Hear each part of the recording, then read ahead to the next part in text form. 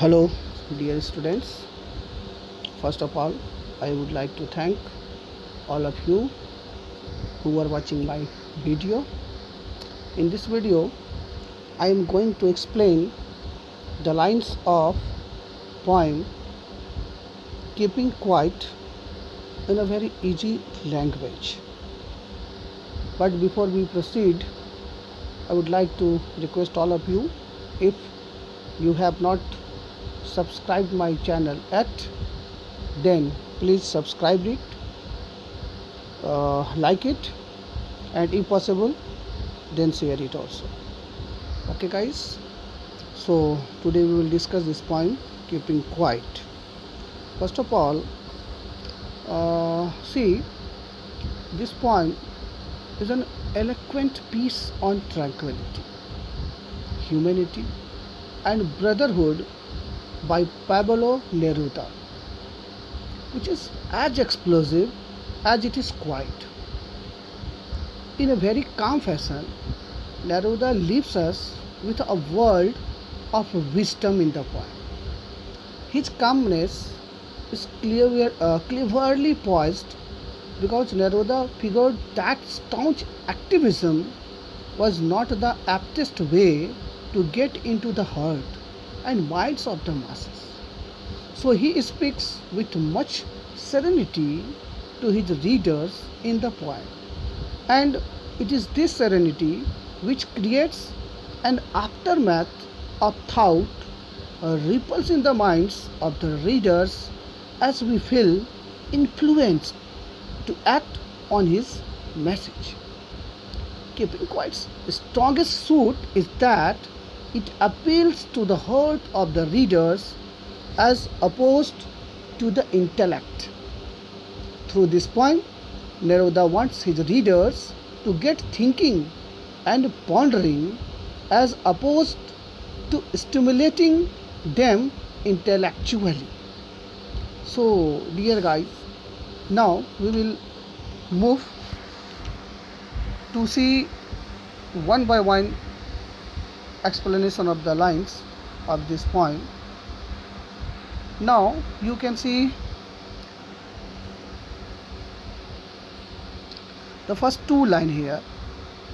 The first two lines. Now we will count to 12 and we will all keep still.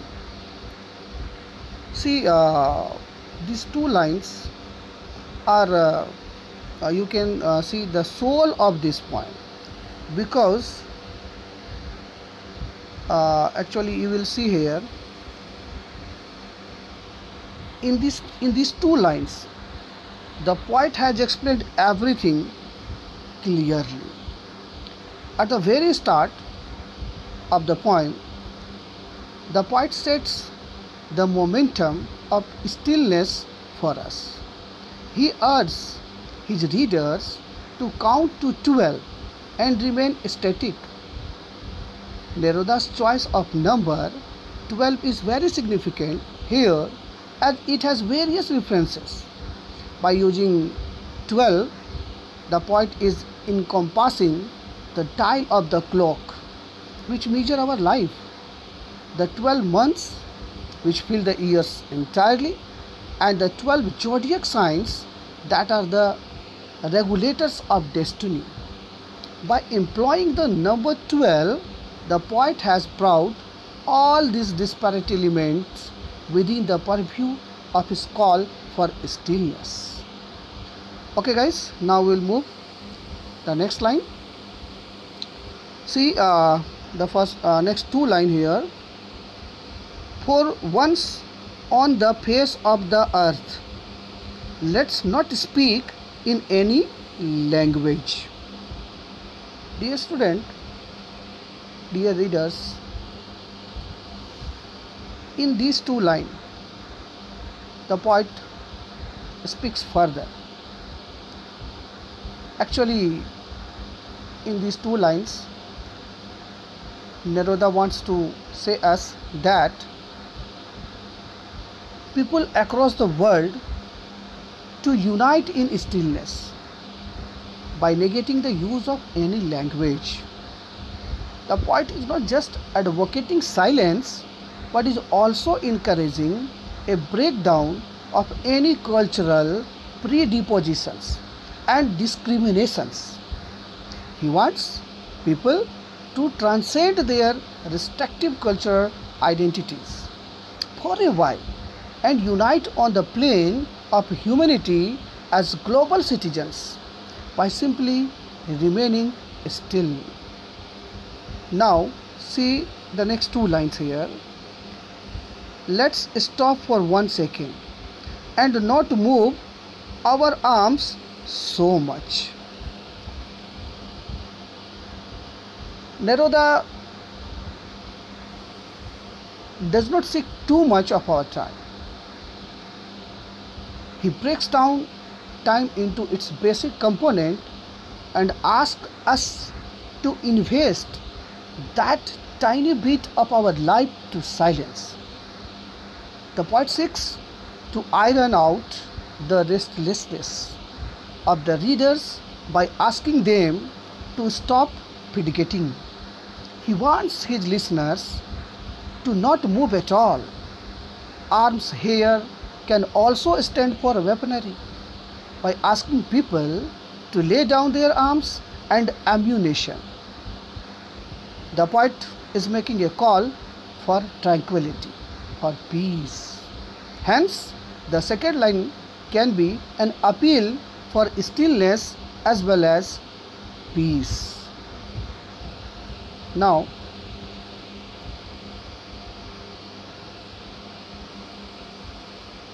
see the next two lines here. It would be an exotic moment without rush, without engines. Without engines. Very important line. In these lines, the poet speaks about the beauty of the stillness and silence, which he recommends for his readers. He says that it would be an exotic moment in which the cosmic pace of life will halt, and so will the engines. By using the word exotic, he sensualizes this moment of inactivity for us, during which people would be freed of their rush to get from point A to point B and will get a break from the rat race which all of our lives have been reduced to in this modern utilitarian world. By referring to the world in which engines have halted, Neruda is indicating towards a reversal of the dehumanizing aftermath of industrialization and mechanization, which has made societies greedy and individuals self-centric. Now, see the next two line here. The next two line.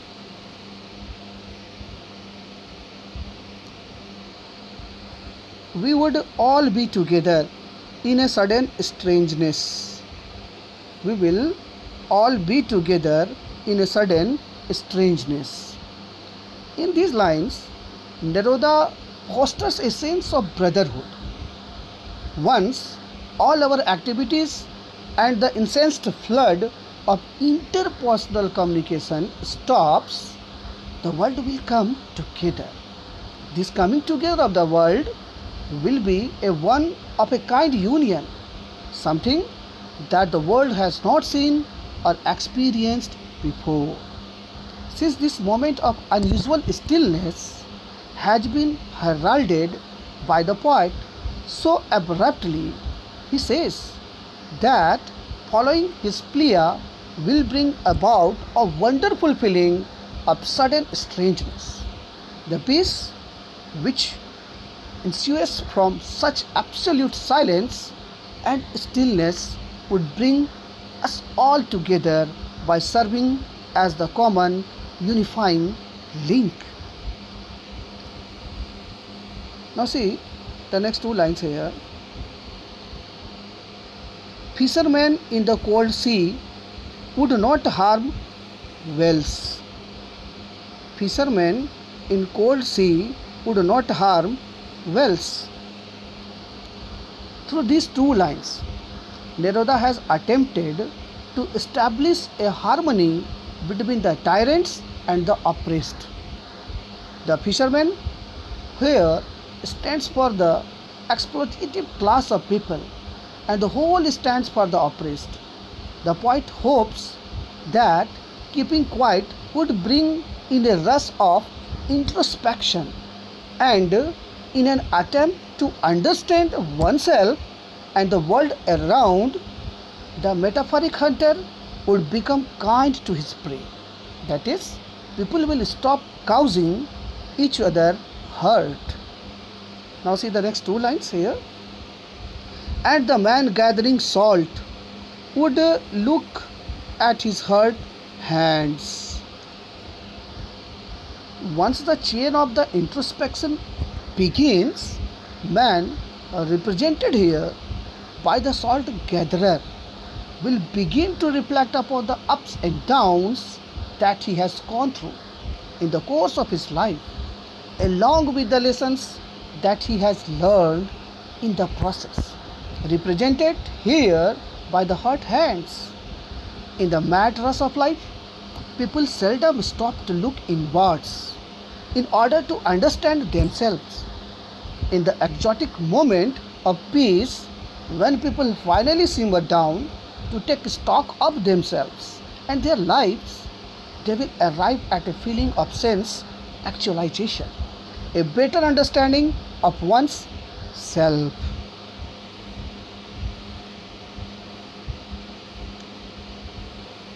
Now, see the next lines. Those who prepare green wars, wars with gas, wars with fire, victory with no survivors, would put on clean clothes and walk about with their brothers in the shade, doing nothing. Dear students, if you see this stanza, the stillness recommended by Neruda will not just help individuals but also the human society as a whole. Staying still will put an end to the green wars. By green wars, Neruda is referring to the calculated onslaught on nature that humans have been making in the name of modernization, leading to phenomena of decadence and environmental degradation such as global warming. Exercising a moment of inactivity will also bring a stop to all the ongoing warfare among nations. Neruda mocks such wars which bring victory at the cost of human lives and basic humanity.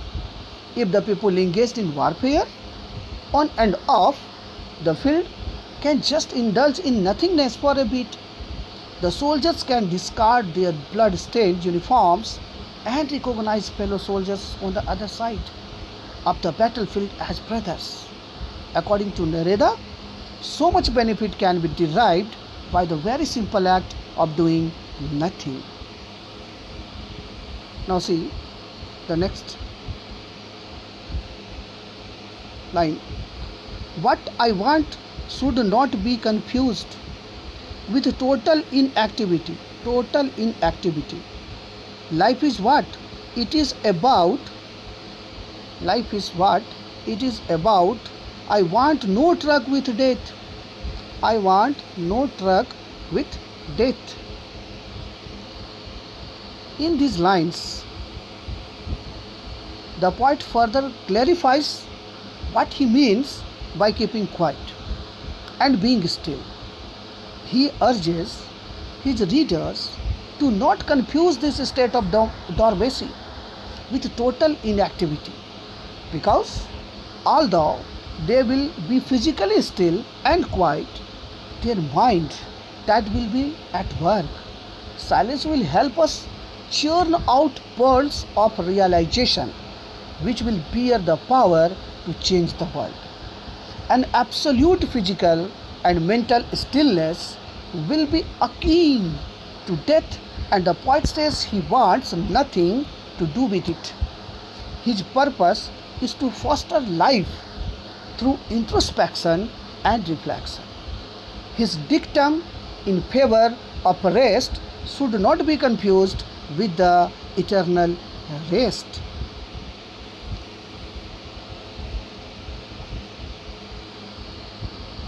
Now, see the next. If we were not so single minded about keeping our lives moving, and for once could do nothing, perhaps a huge silence might interrupt this sadness of never understanding ourselves and of threatening ourselves with death.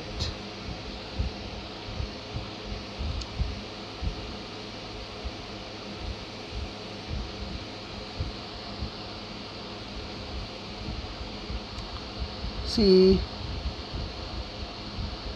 Neruda opines that as human, we suffer from collective narrow-mindedness in the way that all our actions can be linked to our survival instinct. In our struggle to achieve all our goals before death takes to hold us, we become so engrossed with our materialistic aims that responsibilities that we never stop to stare at ourselves and the world around us. The fear of death and the related survival instinct is so strong in us that we don't think twice before criticizing the gift of ourselves that God has provided us within our race to just exist. The poet asserts that by jumping into the pool of silence that he has created for us, we can bring an end to the misery of never understanding ourselves. Most of us go through our whole lives without really knowing who we are and what we want, which according to Neruda is indeed a sad life. Neruda says here that by exploring our real selves away from the crutches of all our surface desire, we can tap into a treasure trove of happiness that can only be unlocked through self-realization.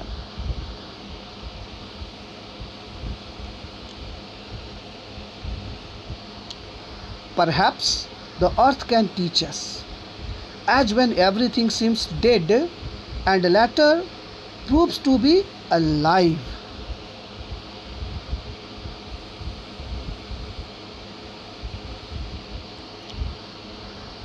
In the above, in these lines actually, which is quoted here, I have marked here on the screen, the poet asks us to take lesson of dormancy from Mother Nature. During winter, life seems to stagnate as ice covers everything and sucks all traces of life. However, what seems dead at one instant actually blossoms into life with the onset of spring. What the poet is implying here is that stillness is always succeeded by a period of rejuvenation. Hence, we must not be scared of being in the still and keeping quiet. Just as nature has shown us, our apparent inactivity will be awarded eventual growth and prosperity.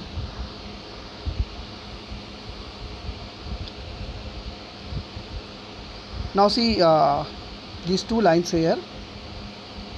Now I'll count up to 12 and you keep quiet and I will go. In the concluding lines, the poet quietly leaves the scene after initiating a process of introspection and reflection within us. Now that he has unloaded his message onto our minds, his work as a poet is over. It is upon us now to follow his dictum in order to lead a meaningful existence in which we can benefit both on an individual and a societal level. So, dear students, I have explained the meaning of these lines basically, and I hope that if you will hear these lines again and again, then I am sure that you will understand everything, and in this hope that you will like my video, and I will bring the same kind of video for you again and again. I want to stop this video right now. So thank you all of you for watching my video once again, and I promise that I will come soon with some new video. Till give me permission to leave now. Okay, thank you.